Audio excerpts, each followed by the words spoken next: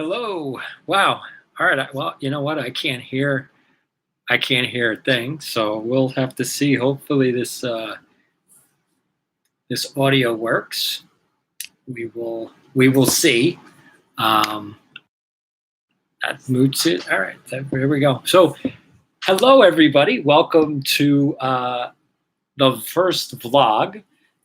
This is just going to be off the cuff. This is not going to be edited. This is live. So here we go. So I am in an office, hopefully becoming a studio for this channel. And so my hope is to get content out to you. The reason is because, let's put it this way, editing videos is really hard to do, especially since the concepts and the ideas that I'm talking about cannot be done in like a minute. Just can't. So let's get into what this channel is all about. My name is D.Scott Schwartz. I am a certified educator. I have 20 years inside the system. So if you don't know this channel, welcome aboard. The name of my overall, the umbrella company is called Education Development Institute. That was started in 2013. That is a development company, and what we mean by development is exactly what is on the banner of this YouTube channel. So we're here to help you develop skills, wealth, and your life. So why don't we dive into that a little bit? What do we mean developing your skills? Well, pretty much it's 21st century skills. And there's a lot of misinformation about what 21st century skills are. So I'm going to make it very easy. If you have seen me on Instagram, I do a live podcast show every week on Tuesdays at 5 p.m. Eastern, 2 p.m. Pacific. So on that channel, I've been talking about 21st century skills, but this is the first time I'll be talking about them here on YouTube. So 21st century skills, there are 5.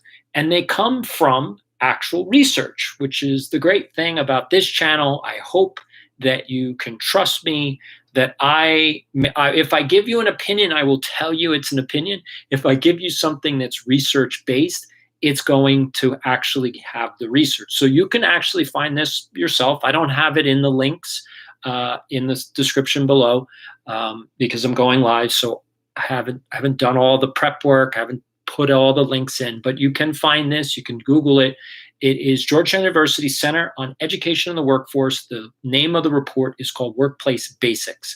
And so there are 5 skills that they highlighted in that report, which are pretty much the 21st century skills that you need.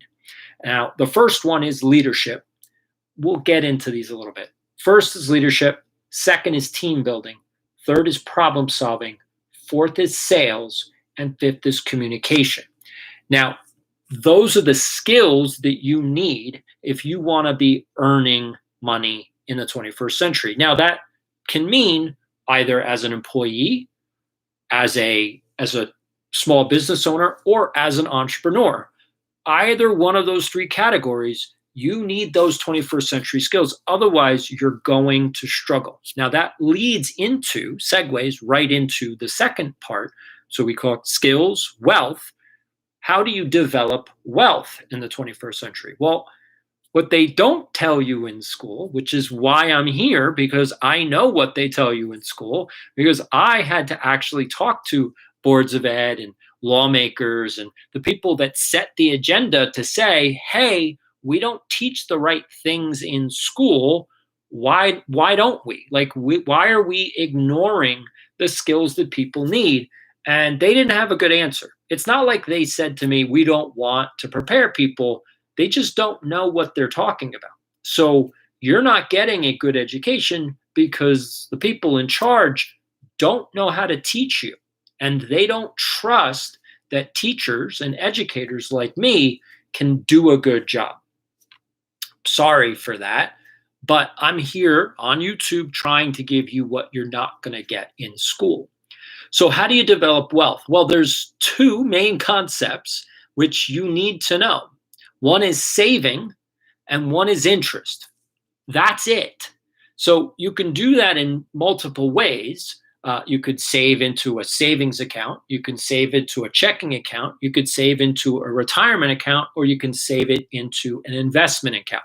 However you want to save, you need to save money. And if you're a teen and you're in your 20s, you should be saving a majority of your money. I know it's hard. I know you're like, but I want to go out on the weekend. I'm not saying that you can't go out on the weekend. You just should be going out every weekend. You need to save your money because long term, you're going to be wealthy before you get to 40. And I think that you're going to want to have money when you're in your 30s and your 40s. You're not going to want to have to work harder when you're older. See, that's the point that a lot of people don't tell you, is that you should work harder in your early 20s and 30s. You should. You have the energy. You have the time. You don't have the commitments. Once you get married, once you have kids, once you get a mortgage, if you have student loan debt, I mean, you start stacking these things up. If you don't have enough money saved up, you're not going to make it. And if you're not earning $100,000 a year, which you're not if you don't have 21st century skills, I'm going to just say that right now. If you don't have 21st century skills, you're not earning $100,000 a year. So forget about your dreams, forget about American Dream, forget about all of that. If you don't have the 21st century skills that I just laid out for you, those 5, you're done. You're done. So you need to develop those skills however you can do it. Now, I'm working with teachers first, then I'm going to work with businesses, and then I'm going to work with sports franchises. So if you're in school right now, tell your teacher, sign up for this account. Like, that's it. Just tell your teacher, sign up for this account because I'm here to help all 4 million teachers. We need to help them so they can help you. Now, if you're in high school or college, or you just graduated from college, you're going to want to know these things too. So follow now and write down your comments. Like, write down the questions. I will make videos answering your questions. That's what I'm here for, to answer questions. So that's the wealth part. Now, life. How do we develop your life? Well, the first thing that's going on right now is that everybody, and Gary Vee I just put out a React video. Actually, it's going to pop tomorrow because it's set on the schedule on YouTube. So it will be out tomorrow, a reaction video to Gary Vaynerchuk's latest video from about a week ago on this culture of no and the audacity, I like that he used that word a lot, the audacity of people who think they know everything. So I put out a reaction video to that. I hope you enjoy it. It's pretty much all about kind of the culture of no, the culture of negativity. And that social media, that if you want to find something negative, you will. I don't seek things out. I don't spend a lot of time on social media. I try to spend more time because I am trying to reach the audience that I'm trying to help. So I need to be on social media, but I'll put it this way. I don't really like it. I'm no longer working in the system. So in all honesty, that's the only reason why I'm on social media. While I was a teacher, a principal, and superintendent, I wasn't on social media because I didn't want to see anything that you had to say. I was not interested. I was concerned with my students' success, my students' achievement, my students' future. I was not concerned about what you thought about whatever it is you thought about, because in all frankness, it doesn't matter what you think. You have zero influence over anything. Like, your opinion legitimately doesn't matter except to you and to anybody that cares about you. Like, those are the only people that care what you think. If you believe that other people care what you think, you're under a delusion. And I know you have 10,000 followers, 20,000, 100,000. It doesn't matter. They don't really care about you. They don't care about your opinion. All they care about is how you help them. That's it. That's all they care about. So if you say something inspirational, they're going to like it. They're going to like it. They don't care. They like it because it helps them feel better about themselves. If you say something crazy and negative and people jump on board and agree with you, they don't care what you're saying. You're just confirming their assumption. You're confirming their negative belief about something. And I'm going to give you an example. We all, as Americans, believe and assume that the K-12 system, the educational system in the United States, is broken. I'm not saying anything new. I'm not saying anything groundbreaking. If you turn this channel on and you were like, what about education? You're expecting me to say the educational system is broken. Now, here's the problem. Everybody that says the educational system is broken only points out the problems. They have no solutions, not one. There's no alternative plan. There's no, okay, well, what can we do instead? They just want to start over. Well, guess what? You can't start over. You have to have a plan in place to replace whatever it is that you don't like. That's the problem with trying to repeal. The whole slogan was repeal and replace Obamacare. Well, there was no replacement plan. So you're just trying to get rid of something, but you got to have something coming back behind it. Otherwise, you're going to hurt people. And that's the problem with trying to get rid of the K-12 system. It's horrible. Like, it doesn't prepare you for the 21st century at all. Like, at all. But we have nothing to replace it with, which means, why are you complaining? Now, I actually have a plan. I actually know how to solve it because I did in my school on a small scale. But there's things that we can do across the country. And one of them is this new teacher development program. Well, it's been around for 10 years, but it's new to everybody in the country because I ran it in my school and a handful of public and charter schools in New Jersey. And we had about 5,000 teachers all in. Okay. So in 10 years, 5,000 teachers, which is a lot for a local program. So you could call it a 10-year pilot program. That's basically what I would say. It was a 10-year pilot program. But ultimately, there are 4 million teachers. So we didn't even scratch the surface. But here's how the program worked comparably to what we have right now. Right now, teachers are on their own to do everything. Teachers are on their own to lesson plan. Teachers are on their own to figure out how you need help in class.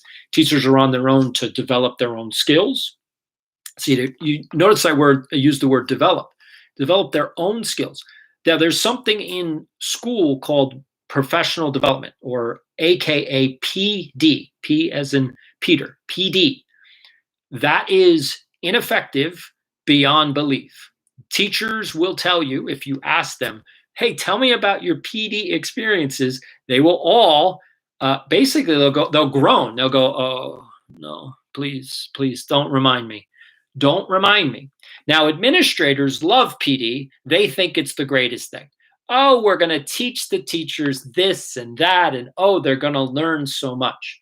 Not really. I tried to use PD so many times, but it never works. Even when I plan it so well, it never worked. Never worked. Not even close.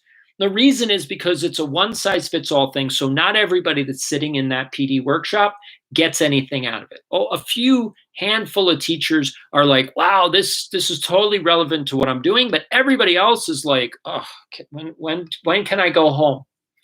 So that's a problem. You're wasting people's time. That's not good. Teachers don't have a lot of time. Educators don't have a lot. Principals do not have a lot of time.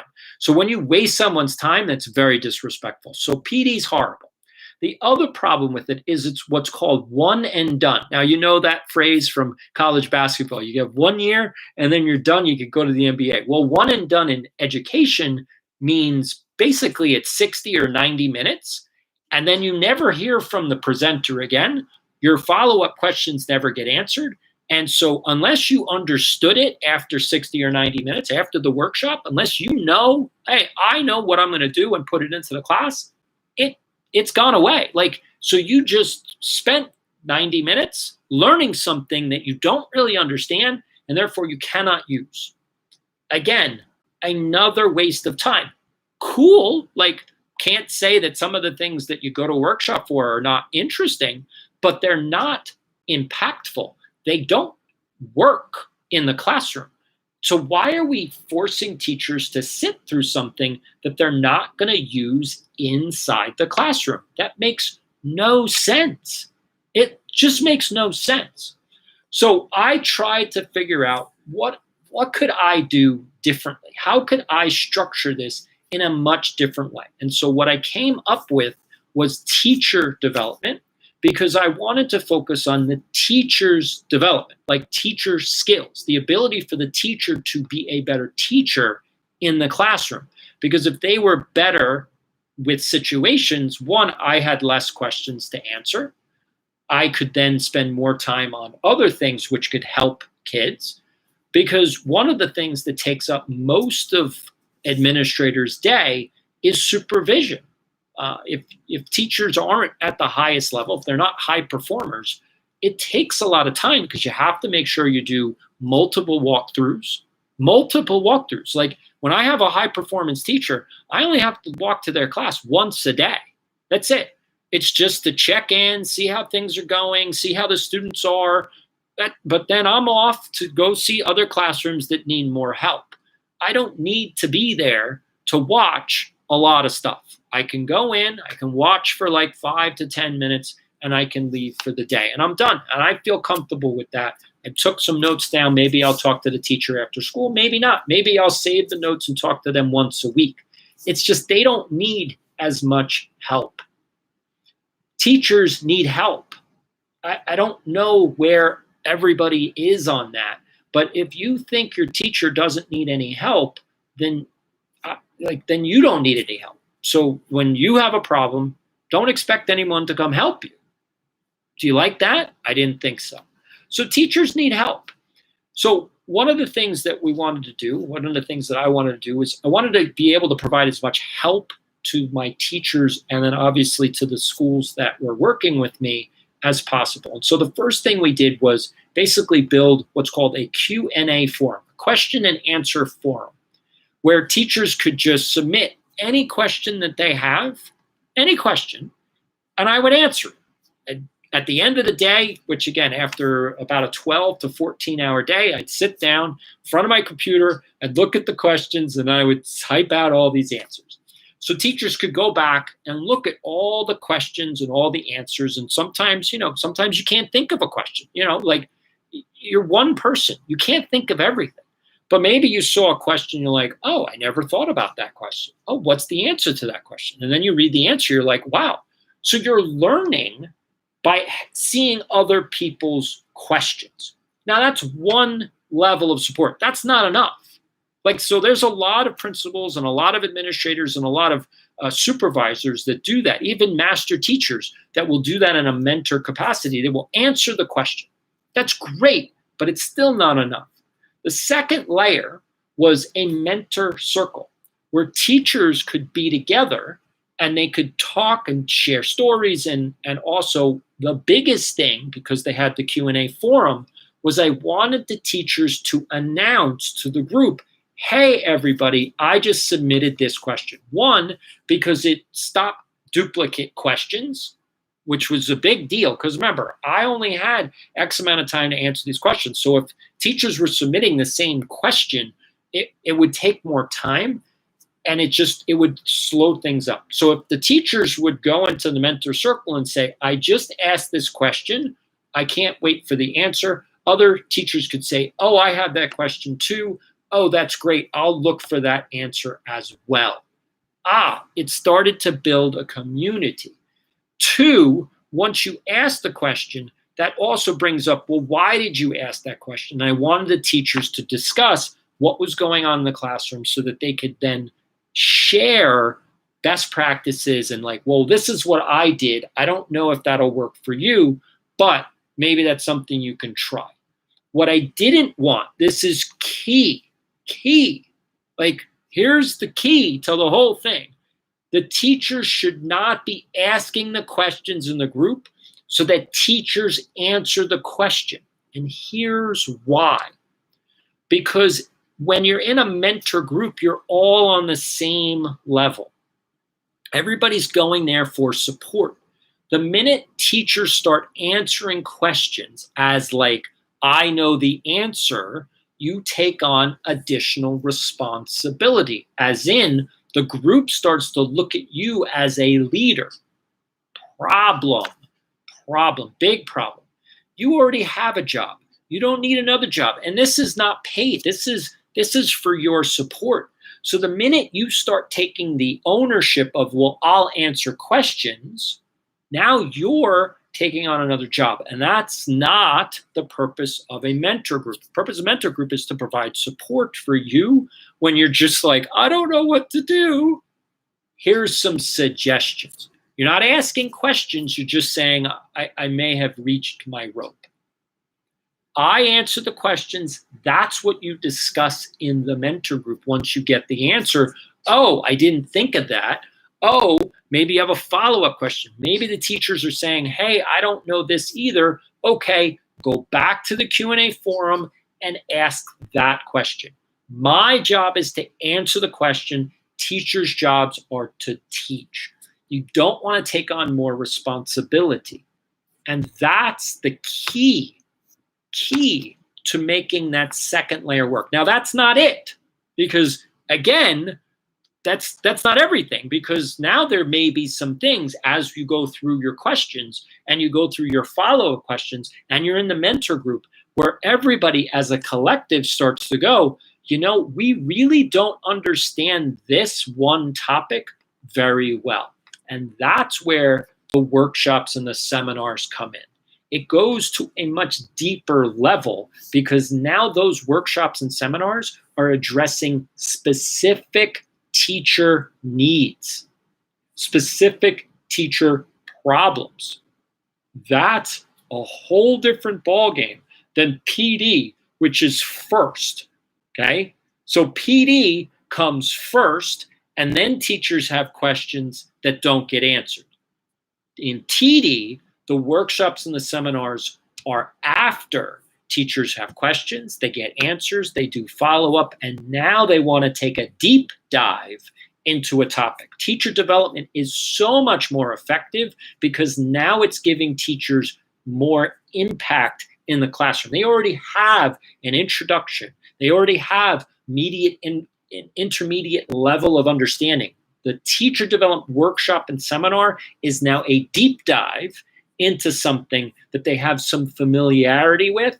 Therefore, now it's something they can actually implement into the classroom. Now, remember, if they have a follow-up question, where do they go? Right back to the Q&A forum. And then the whole cycle begins again. It never goes away. There's no such thing as one and done. There's no such thing as one size fits all. It addresses every teacher's need on an ongoing basis, the entire school year.